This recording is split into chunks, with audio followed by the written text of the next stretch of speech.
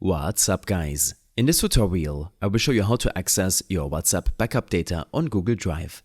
Before you begin, make sure you've already backed up your WhatsApp data. This typically includes your chat history, media and settings, and it's stored in your Google Drive if you're using an Android device with backup enabled.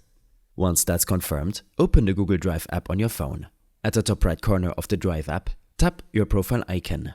Make sure you're logged in with the exact same Google account where the WhatsApp backup was originally saved.